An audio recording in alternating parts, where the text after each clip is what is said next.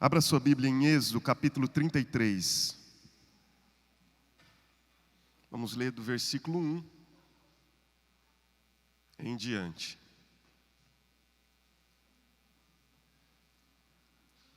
Êxodo, capítulo 33.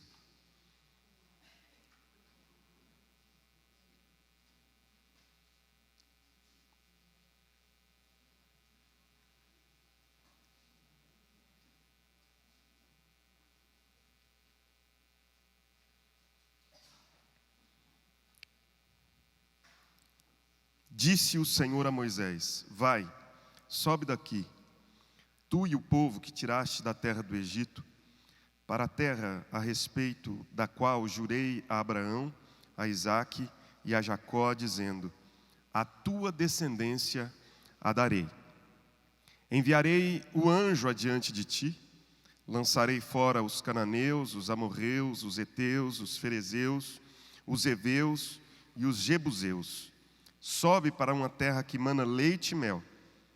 Eu não subirei no meio de ti, porque és povo de dura cerviz, para que te não consuma eu no caminho. Ouvindo o povo estas más notícias, pôs-se a prantear, e nenhum deles vestiu seus atavios. Porquanto o Senhor tinha dito a Moisés: dize aos filhos de Israel: és povo de dura cerviz, se por um momento eu subir no meio de ti, te consumirei. Tira, pois, de ti os atavios, para que eu saiba o que te hei de fazer. Então os filhos de Israel tiraram de si os seus atavios, desde o monte Horebe em diante. Ora, Moisés costumava tomar a tenda e armá-la para si fora, bem longe do arraial, e lhe chamava a tenda da congregação. Todo aquele que buscava o Senhor saía à tenda da congregação que estava fora do arraial.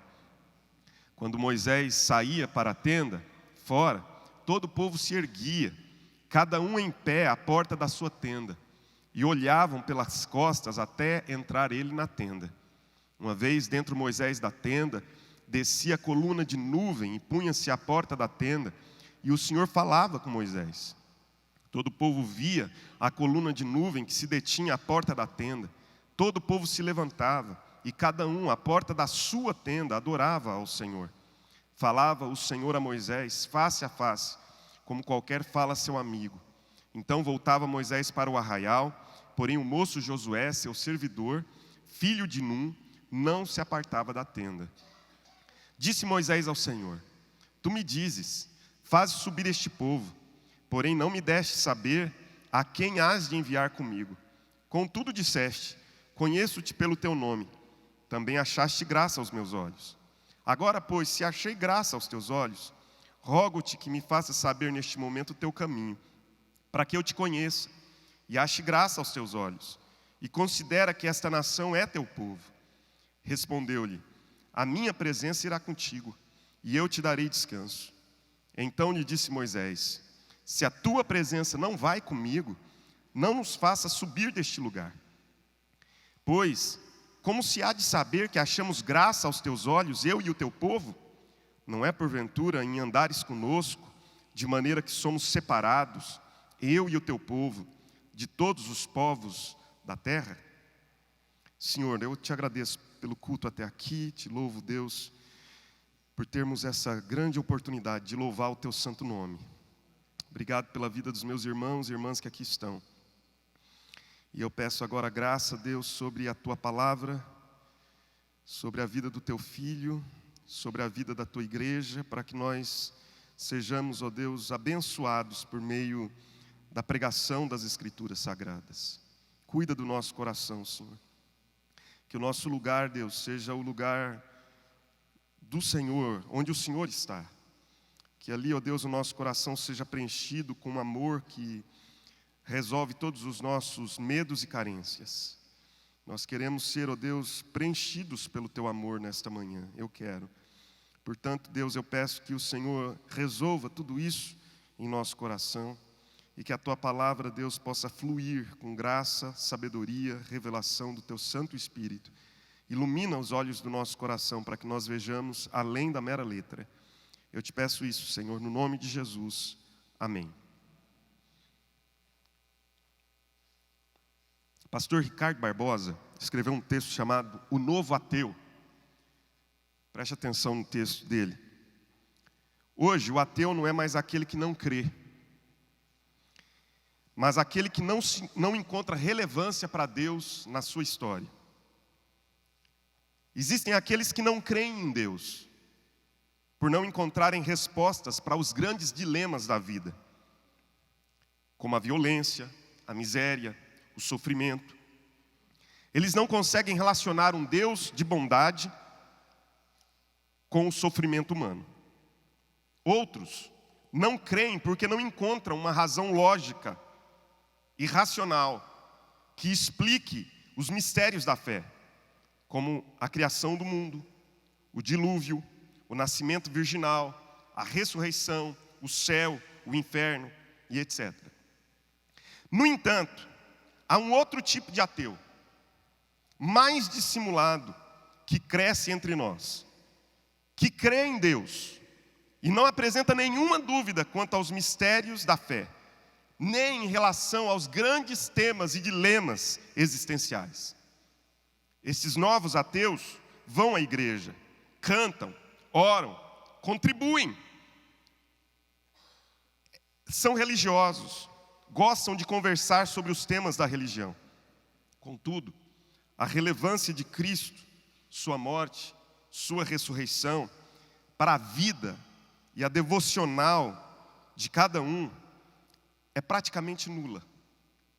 São ateus, crédulos.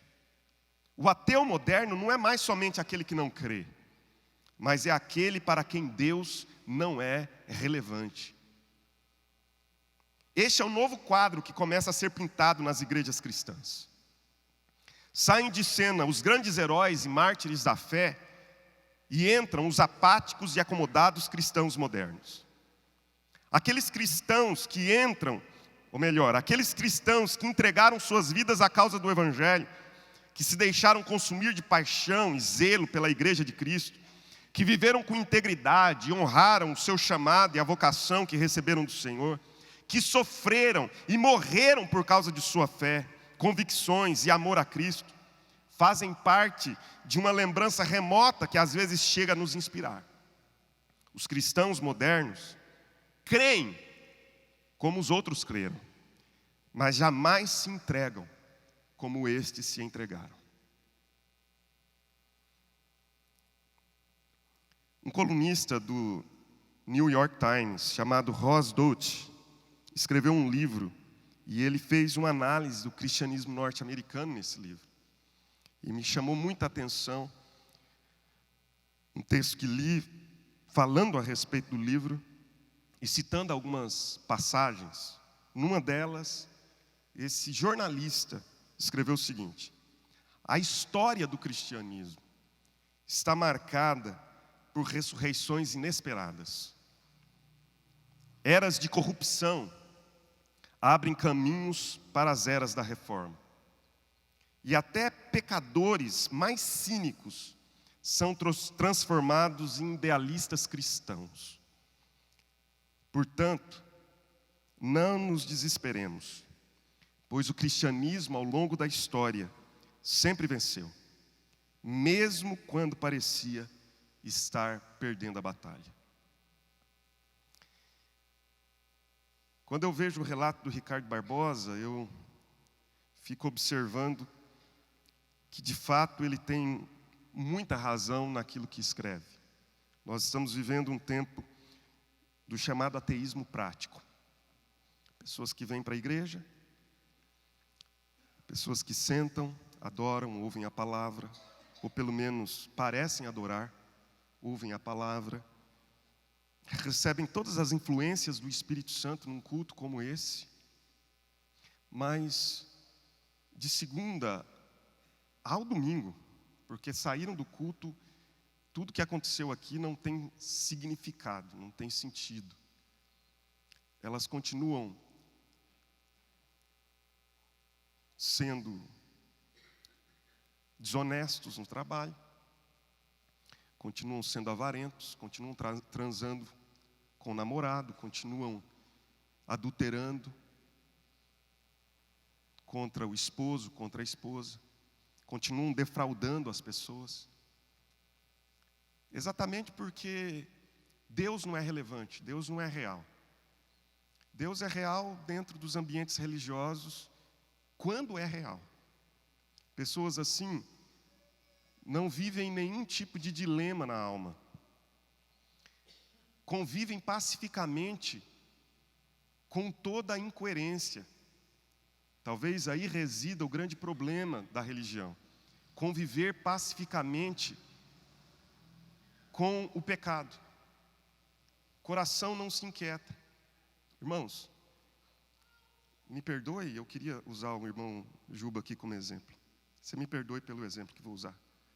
Mas gostei de certa vez em que o Juba, falando a respeito do seu pecado, ele se referiu dizendo o seguinte, que algumas pessoas perguntavam para ele como ele conseguia subir e pregar, quando ele ainda estava vivendo debaixo de um desvio. E ele disse, ninguém sabe o quanto isso machucava o meu coração. O quanto eu orava, chorava naquele momento e dizia, nunca mais farei. Mas o cativeiro estava imposto, ele precisava ser livre do cativeiro como foi, glória a Deus.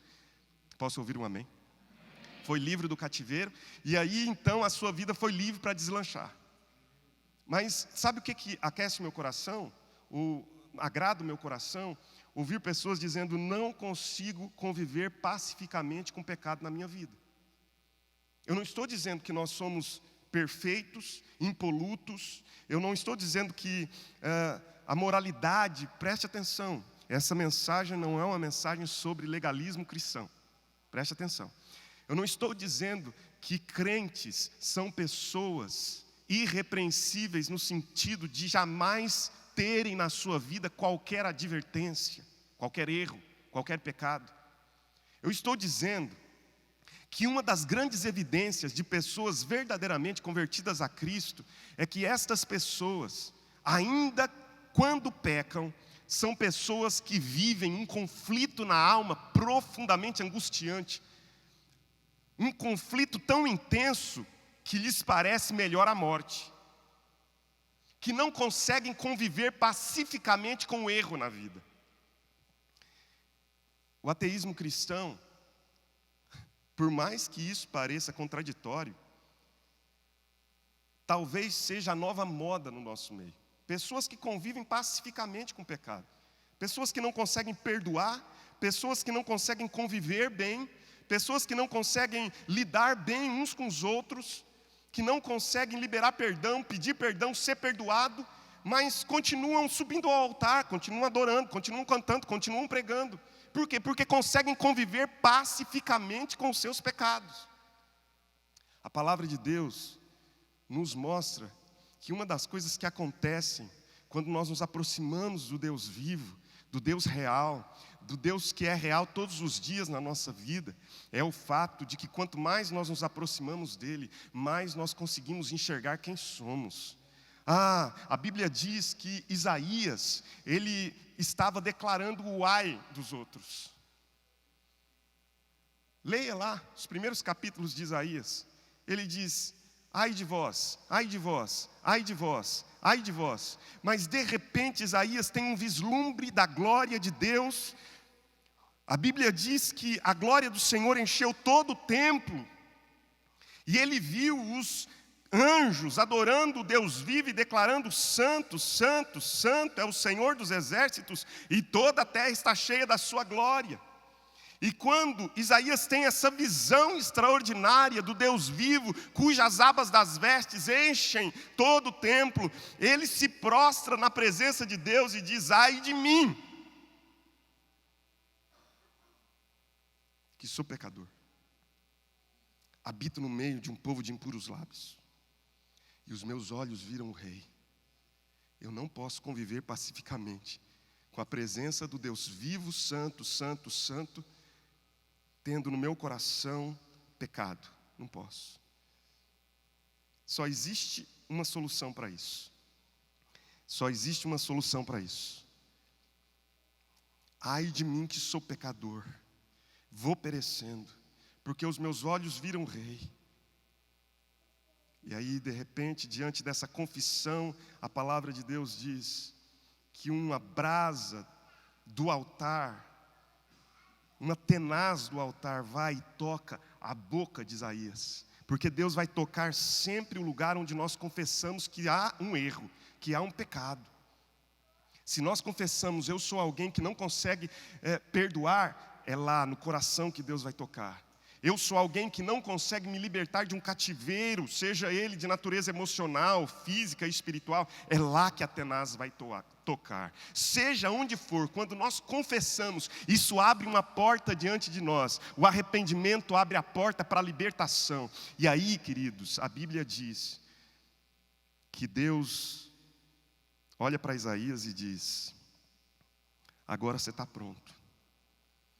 Pode ir pregar. Não vão nem ouvir o que você vai pregar, mas pode ir pregar. Não vão se arrepender diante da sua pregação, mas vai e prega, porque agora a sua vida está apta para tal tarefa. Sabe, queridos, nós vivemos um tempo de dificuldade, sim, mas a minha esperança é que na história do cristianismo, ressurreições inesperadas acontecem. De repente, e é sempre assim, de repente, vem do céu um vento, vem do céu um som, como de um vento impetuoso, e enche a casa onde nós estamos assentados. E fogo de Deus começa a repousar sobre a cabeça de cada um de nós e a aquecer o nosso coração e a transformar a nossa vida. Eu creio nisso. Eu creio em avivamentos. Eu creio em avivamentos. Eu creio em avivamentos. Eu creio em avivamentos. Eu creio que Deus é aquele que, quando nós estamos caminhando numa trilha de declínio e decadência, com murmuração, incredulidade, rebeldia, como o povo de Israel estava nessa passagem que lemos, de repente, Deus começa a nos chamar ao arrependimento. E eu queria que você pudesse observar comigo nesse texto algumas lições fundamentais sobre como Deus age para redimir o povo dele à sua presença. São ensinos sobre a intercessão por avivamento. 3 coisas eu queria utilizar nesse texto, longo texto, mas hoje apenas 3 coisas eu queria trazer ao nosso coração para meditação. Primeira delas, a necessidade do avivamento espiritual. Eu não tenho dúvidas que nós estamos profundamente carentes e necessitados de um avivamento espiritual na nossa nação. Preste atenção aqui, por favor. Eu não tenho dúvidas de que os nossos dias são dias em que um avivamento é essencial para que a igreja continue. Eu não tenho dúvidas que se nós não experimentarmos um avivamento, a igreja de Cristo vai se transformar apenas numa caricatura, não numa realidade, nem numa verdade. Nós precisamos de um avivamento espiritual. Irmãos, houve um tempo em que os crentes eram considerados pessoas exemplares. Houve um tempo em que crentes eram consideradas pessoas que pagavam suas dívidas. Houve um tempo em que pastores eram de fato chamados de reverendos, porque eles eram pessoas em que os outros viam que eram dignas de reverência. Houve um tempo em que nós não nos envergonhávamos.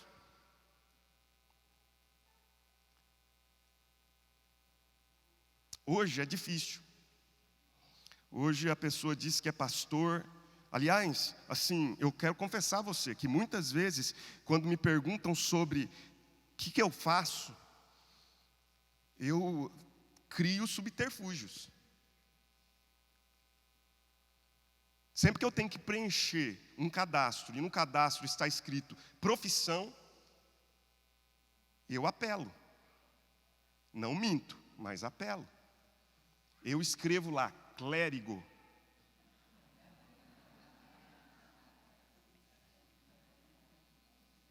A mocinha do cadastro fica envergonhada e não pergunta o que é.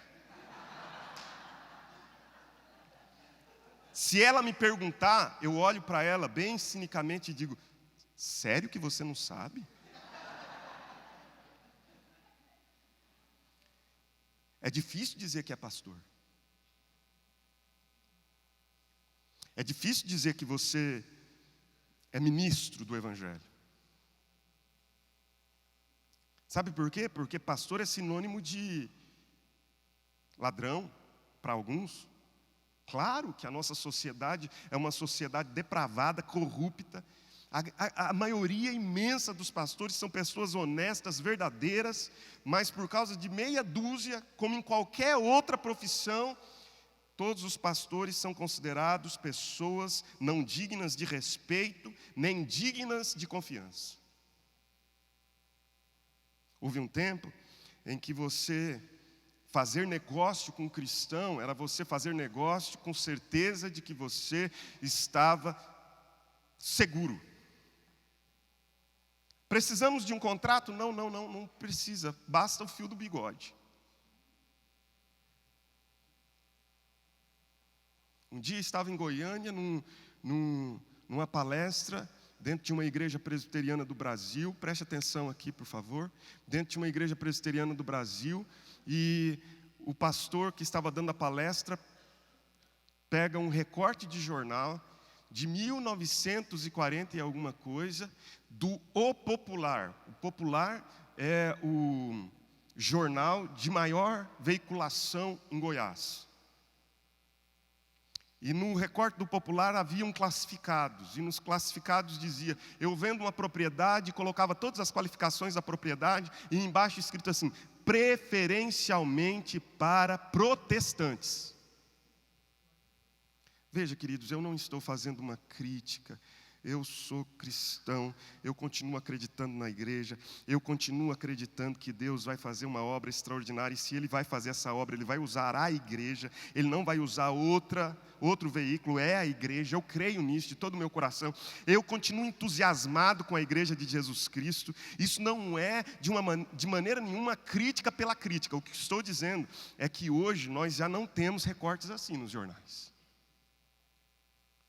Daí, meu amado, a necessidade que nós estamos vivendo de um profundo avivamento. Quando há necessidade de um avivamento? Quando Deus está no nosso meio apenas para cumprir as suas promessas de aliança, mas não por prazer e deleite. Preste atenção nisso. Isso eu não marquei.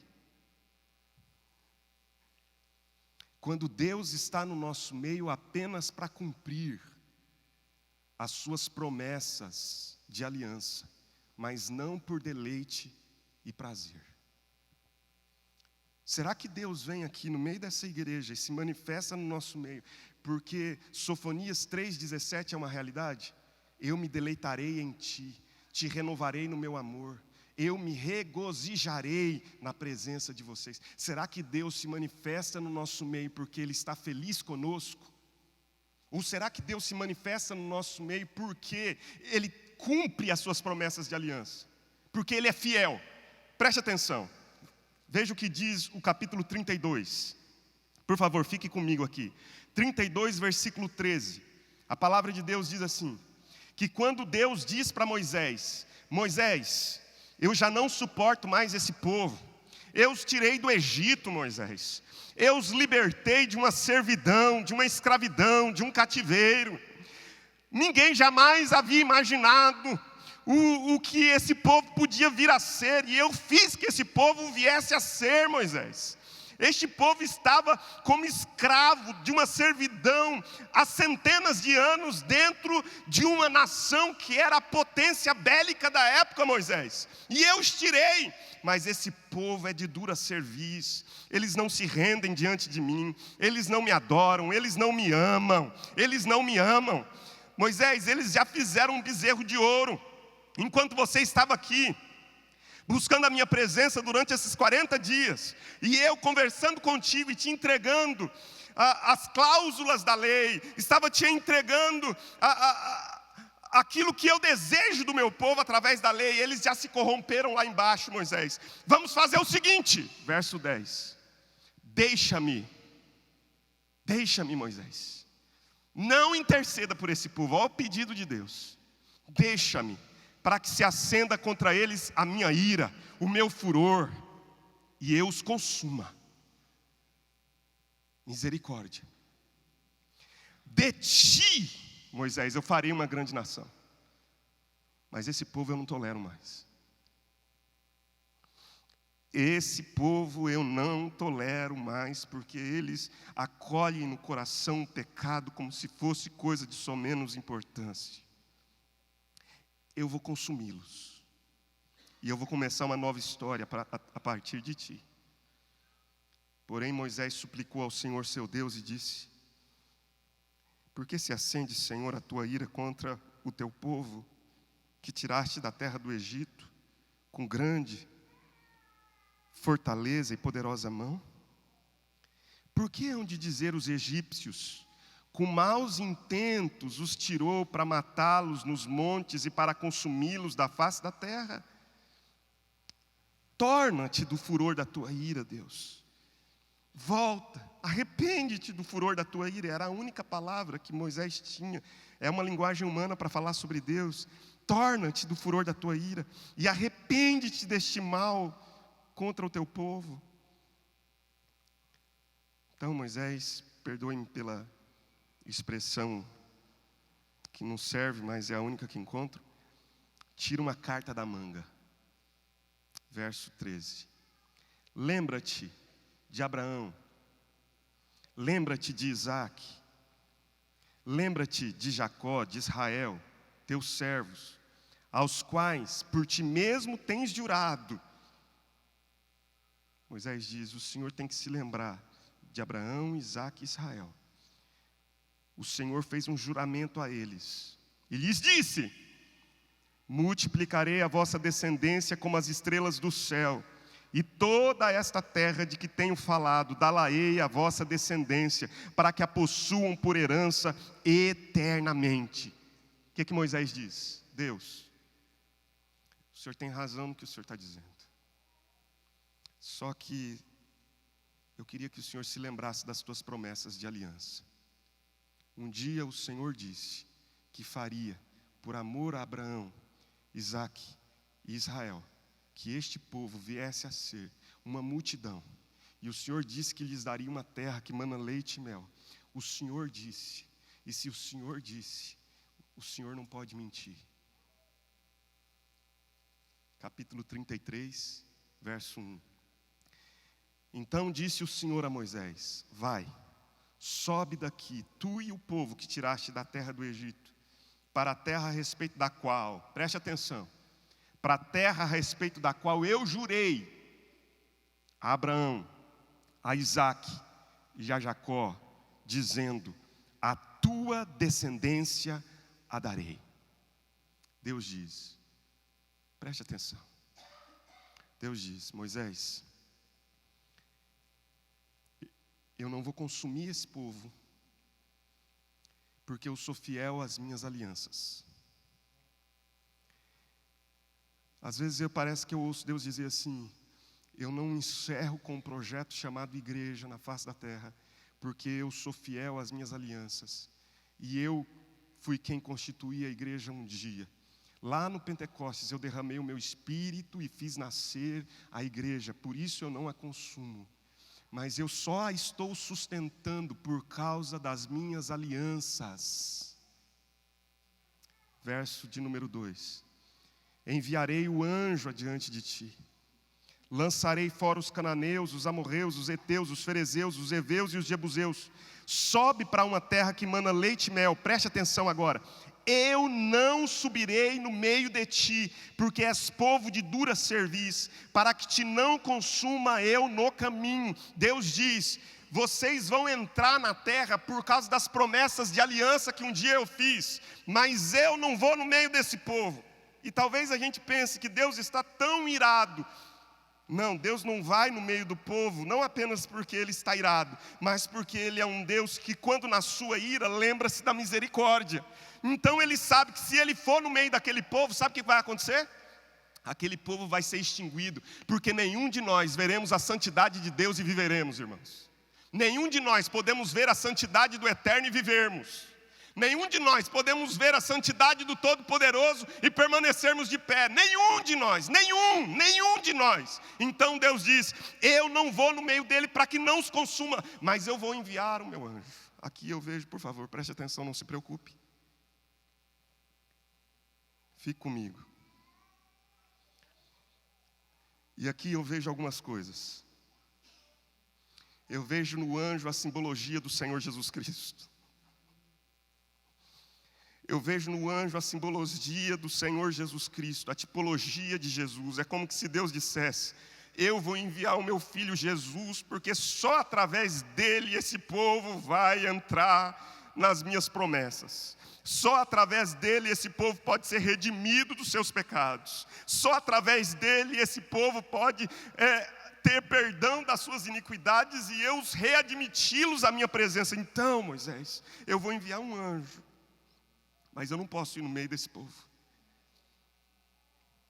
Irmãos, será que se Deus nessa manhã viesse aqui e dissesse para nós: gente, fica tranquilo,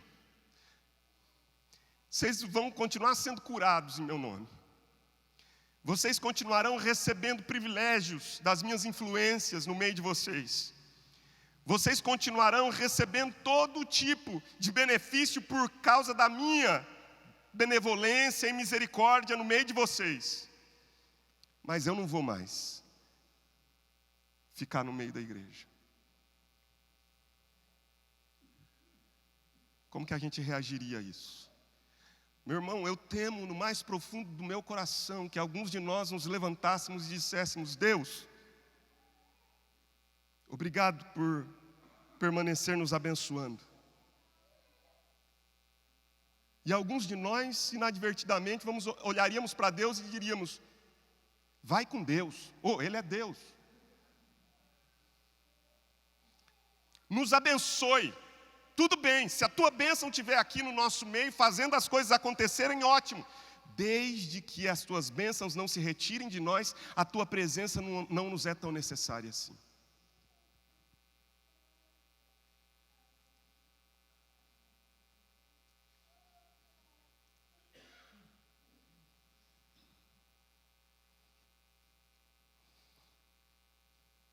Sabe quando há uma necessidade profunda de avivamento? Quando Deus está apenas no nosso meio para cumprir as suas promessas de aliança, mas não está no nosso meio porque se deleita em nós, porque se alegra em nós, porque Ele diz: esse povo me ama, esse povo me quer, esse povo não me busca apenas pelo que eu lhes tenho para dar, mas esse povo me busca pelo que eu sou. Esse povo não está afeito e desejoso pelo que as minhas mãos podem fazer, mas esse povo deseja o que eu sou, porque Deus deseja ter relacionamento conosco desde sempre. Meu irmão, Deus abençoa, sim, eu creio num Deus que abençoa, mas o que Deus mais quer de nós é um relacionamento vivo com Ele, um relacionamento honesto com Ele, um relacionamento sem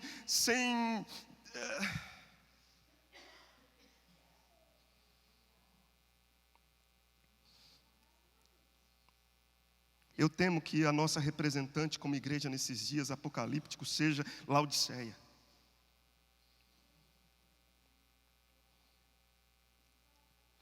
Que a nossa representante como igreja seja Laodiceia, em que Jesus diz: se vocês abrirem a porta, eu entro.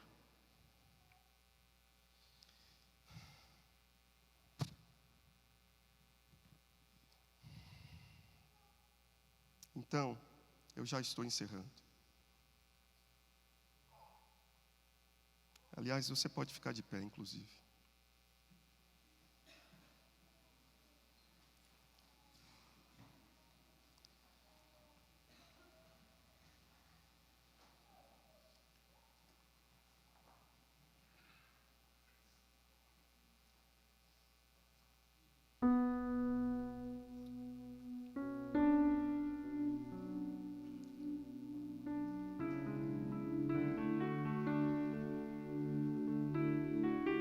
Aí a Bíblia diz que Moisés toma uma atitude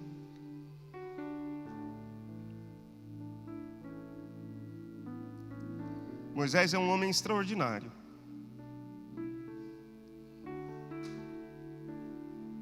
Deus sabe porque ele não entra na promessa, mas ele é um homem extraordinário.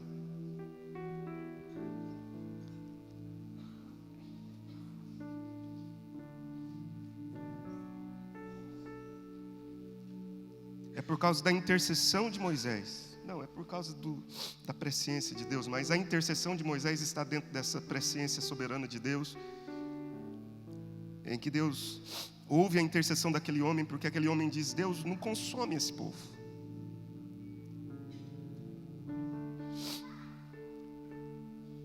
Eu disse 3 coisas, eu só disse uma até agora, mas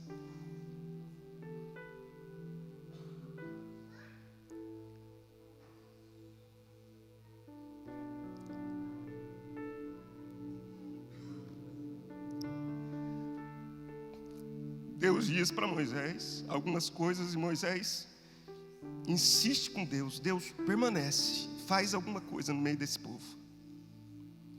E a Bíblia diz que Moisés toma uma atitude. Ele toma a tenda e arma para si, fora do arraial.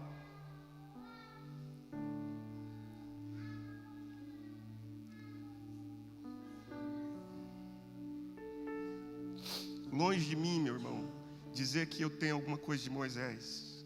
Quisera eu ter alguma coisa de Moisés, mas um dia Deus me falou através desse texto. Eu não consigo levar ninguém para a presença de Deus. Então Deus diz assim: me traz para o meio do povo, porque clama para que eu venha e fique no meio desse povo. Porque enquanto eu não vier e estar no meio desse povo, eles não vão me querer.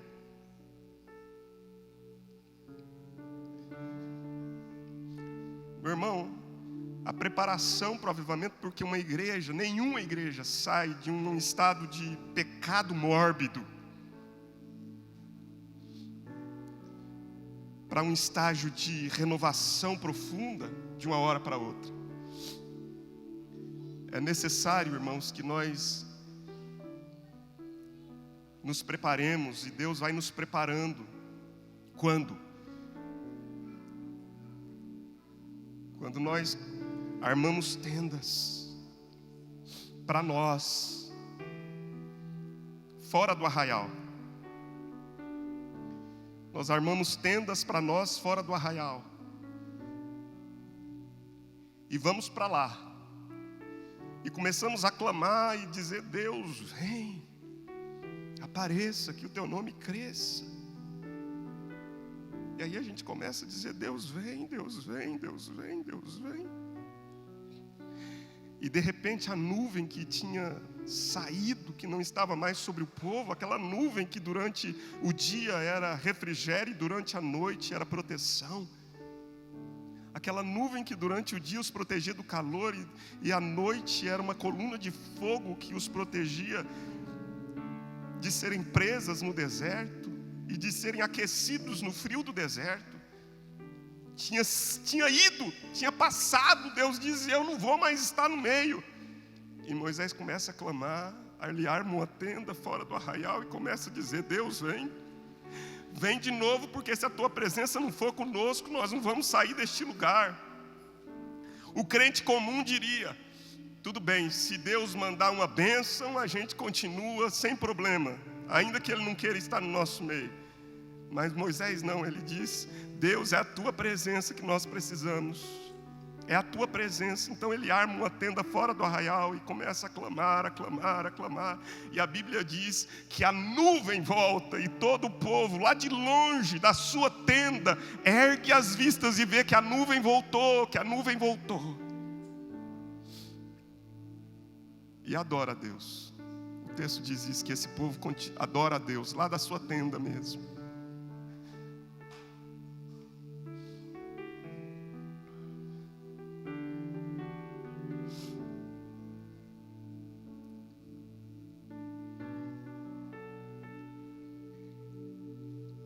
Então ele faz uma intercessão por avivamento.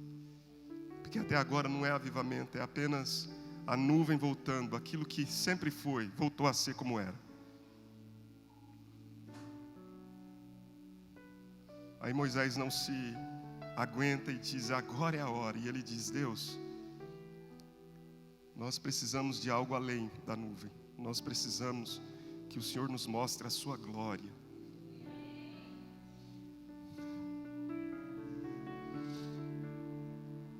Que pena que a gente nunca tem tempo suficiente, né?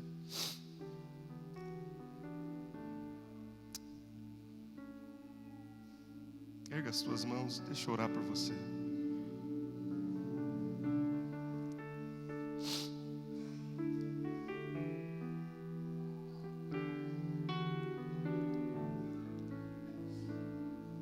Eu quero orar. Me perdoe você que... Eu quero orar pelos membros da nossa igreja e pelos visitantes dessa manhã aqui. Vocês que nos visitam são muito preciosos. E você que é membro dessa igreja, que se submeteu ao batismo e está debaixo da autoridade dessa igreja, eu estou profetizando sobre a tua vida tempo novo, viu, meu irmão? Não, eu não estou fazendo isso para animar ninguém. Eu estou dizendo, eu estou vendo um tempo novo. Eu já posso ver um óleo novo sendo derramado sobre aqueles que dizem: eu estou debaixo dessa cobertura aí, ó.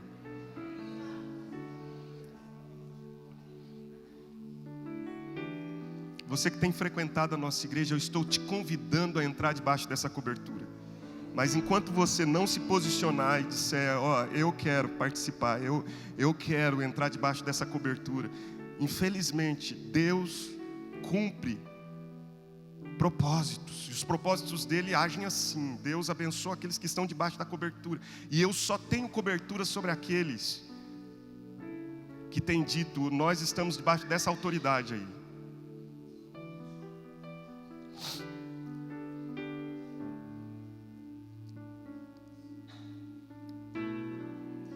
Você nunca experimentou as coisas que você vai experimentar nos próximos anos da sua vida.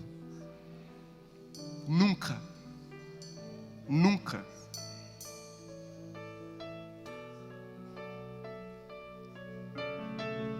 Você nunca experimentou um movimento tão forte de Deus como você vai experimentar nos próximos anos da sua vida.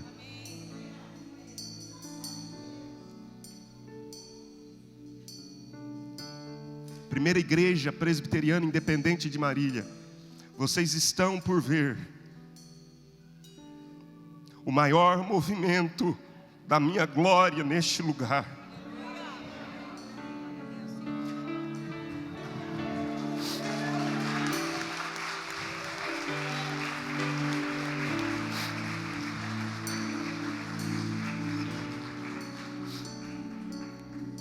Então apenas diz o Senhor: tome a tua tenda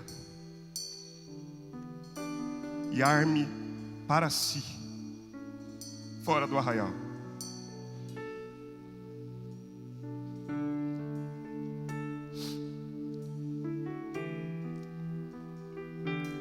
Canta alegremente, ó estéril, tu que não deste a luz,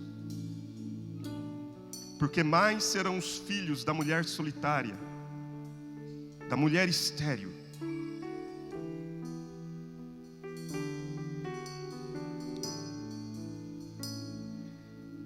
Irmãos e irmãs, o Senhor vai fazer nos transbordar para a direita e para a esquerda.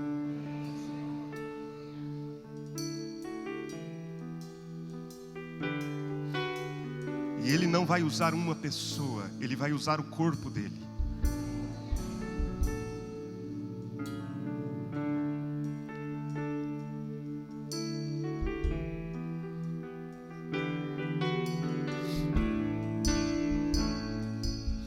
Deixa ser a geração que busca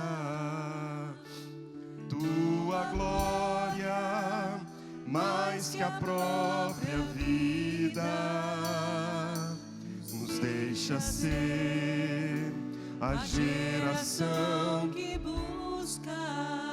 Clame ao Senhor. Tua glória, Mais que a própria vida, sem ti não irei, sem ti não irei. Não nos deixe sair da tua presença, sem ti não irei, sem ti não irei. Não nos deixes sair da tua presença, nos deixa ser. Cante ao Senhor, cante. O Senhor está aqui para transformar a nossa vida. deixa ser a geração que busca. Tua glória, mais que a própria vida. Sem ti não irei, sem ti não irei. Não nos deixes sair da tua presença. Sem ti não irei, sem ti não irei. Não nos deixes sair da tua presença. Deus meu,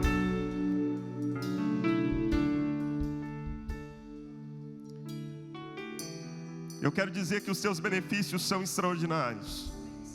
Eu amo os teus benefícios, Senhor. Eu amo sim as tuas bênçãos. É muito bom quando o Senhor cura pessoas, quando o Senhor as liberta.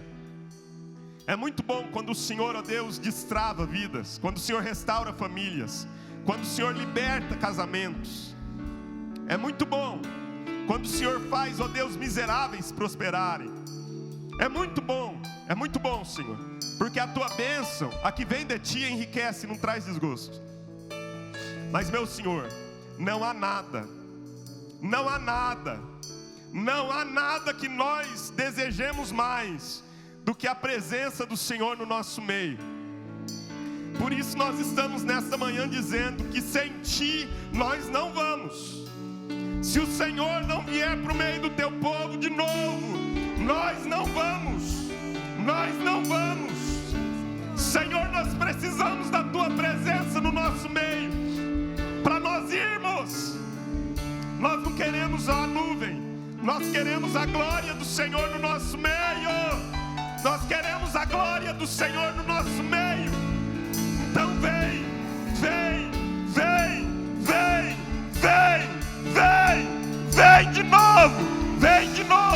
de novo, vem novamente, Deus. Vem como tu vieste no Pentecostes e faz de novo neste lugar. Faz de novo no nosso meio. Faz outra vez, Deus eterno. Sem ti não irei, sem ti não irei. Não nos deixe sair da tua presença. Sem ti não irei, sem ti não irei. Não nos deixe sair da tua presença. Você pode oferecer uma oração para o seu irmão antes de você sair desse culto.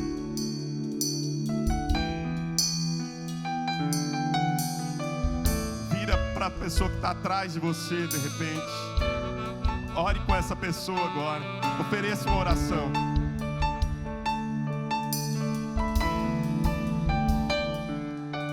Ore com o teu irmão, clamando pela presença do Eterno aqui.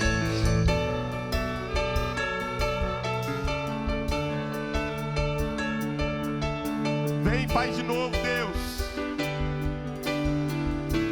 Vem, faz outra vez. Vem, faz de novo. Nós não vamos se o Senhor não for conosco. Nós só vamos se a tua presença for no nosso meio.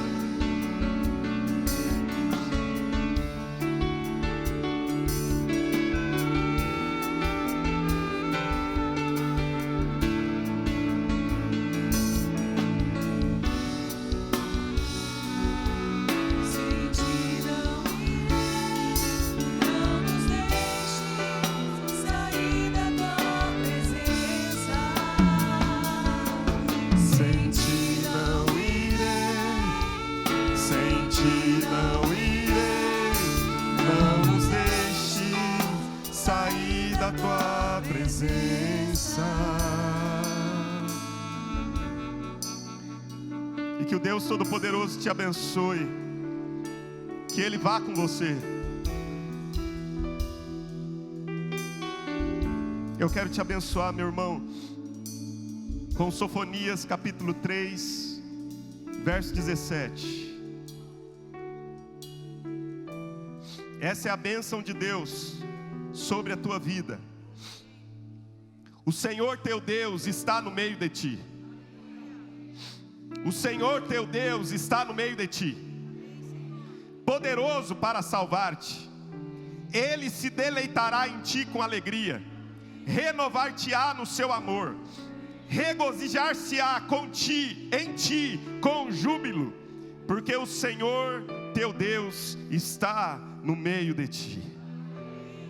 Senhor, essa é a bênção que eu peço sobre este povo. Vai no nosso meio, Senhor, e começa a restaurar nossa vida, todas as áreas. Começa a santificar esse povo, Senhor, porque amanhã nós veremos maravilhas no meio de nós. Mas a maravilha de amanhã é resultado da santidade de hoje. Começa a santificar o teu povo, Senhor. Nós não podemos nos santificar nós mesmos, Senhor. É preciso um fogo de Deus encher o nosso coração. E eu creio que este fogo está sendo aceso nos corações aqui, Senhor. Em nome de Jesus. E para a glória do Senhor Jesus Cristo. Aleluia. Amém e amém. O que fazer quando ele vem? Que Deus te abençoe. Vamos na paz do Senhor.